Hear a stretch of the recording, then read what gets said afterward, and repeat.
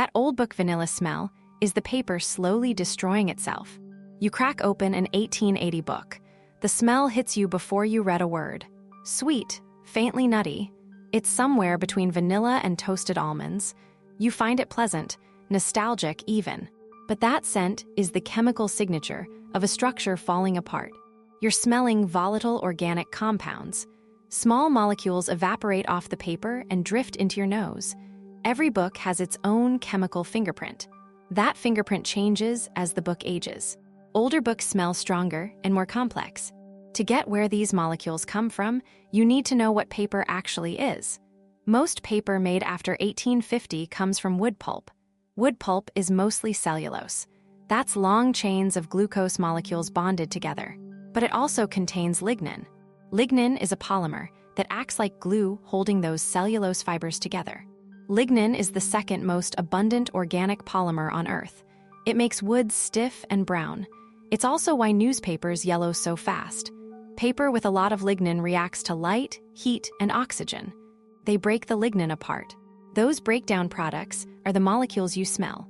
Here's the specific part. Lignin has 3 building blocks called monolignals.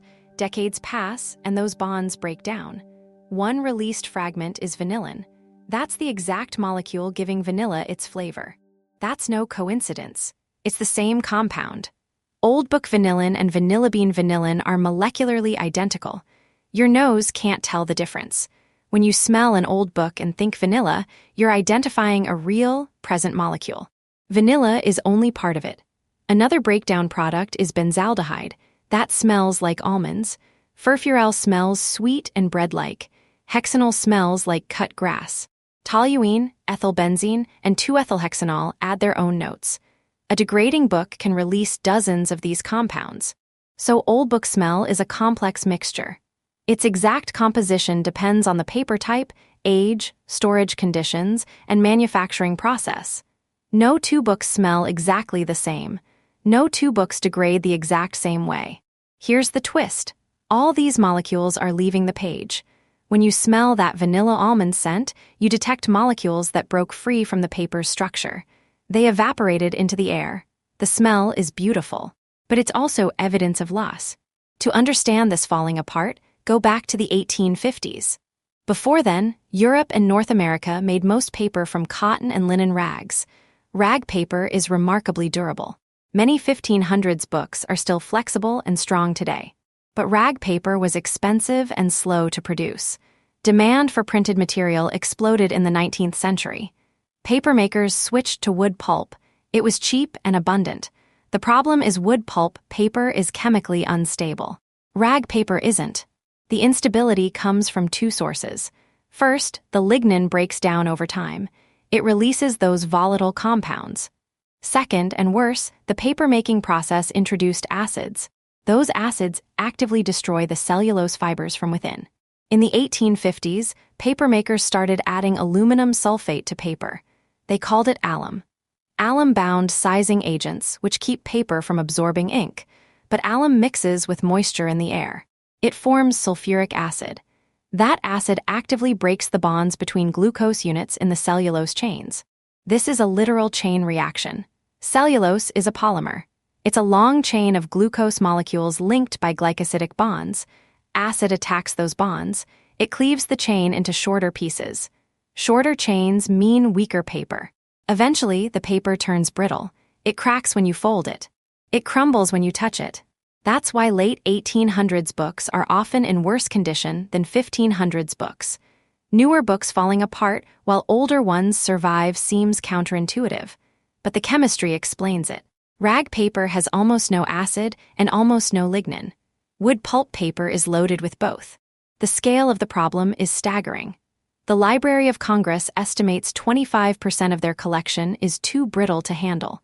That's millions of volumes. And the Library of Congress isn't unique. Research libraries worldwide face the same crisis. This condition has a name. Conservators call it slow fires. Acid eats through paper from the inside out, invisible and relentless. You can't see it happening. But hold a brittle book to your nose and you can smell it. That vanilla almond scent is the smoke from those slow fires. Recently, scientists started treating book smell as a diagnostic tool. They collect and analyze the volatile organic compounds coming off a book. This determines how far degradation has progressed. It's like a chemical blood test. The patient is a book, and the symptoms are in the air. Researchers at the University of Strasbourg use gas chromatography and mass spectrometry. They build chemical profiles of aging paper.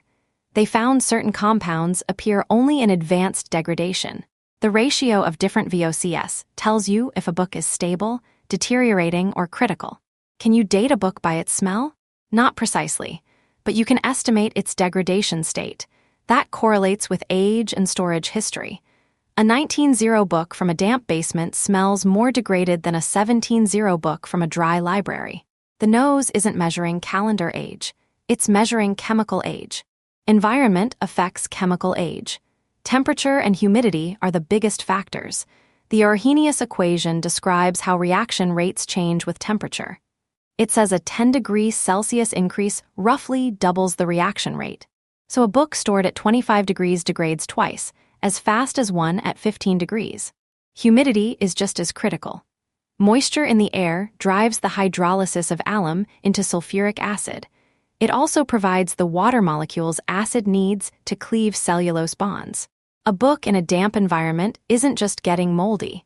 It's chemically self-destructing faster. Light adds a third vector. Ultraviolet light breaks lignin bonds directly. That's why books left in sunlight get yellowed, brittle pages. The yellowing is oxidized lignin. It's the same process that produces the smell, just accelerated. So old books need cool, dry, dark storage. Not because librarians are being precious. Those conditions slow the chemical reactions, taking the book apart molecule by molecule. Can you neutralize the acid? Yes. It's called deacidification. Conservators treat paper with a mild alkaline solution. It often contains calcium or magnesium. This neutralizes the acid and leaves an alkaline buffer behind. That buffer protects against future acid formation. Mass deacidification programs have treated millions of books since the 1980s. The Library of Congress alone treated hundreds of thousands of volumes through its Preservation Directorate. The process can extend a brittle book's life by centuries. Deacidification has limits. It stops further acid damage. It can't undo damage that already happened.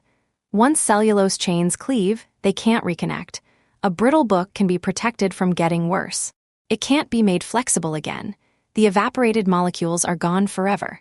There's something poignant about that. The smell you love is a one-way process.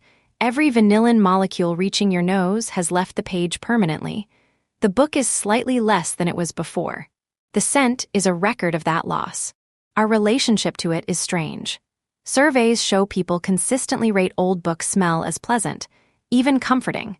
We associate it with knowledge, history, quiet rooms, and long afternoons. But we're enjoying the evidence of decay. We're drawn to the smell of a book falling apart. Next time you open an old book, know what you're breathing. You're smelling lignin breaking down into vanillin. You're smelling acid cleaving cellulose chains. You're smelling a slow fire burning for 100 years. It's the beautiful, irreversible scent of a material destroying itself. If you've ever buried your nose in an old book, subscribe for more hidden chemistry of everyday things.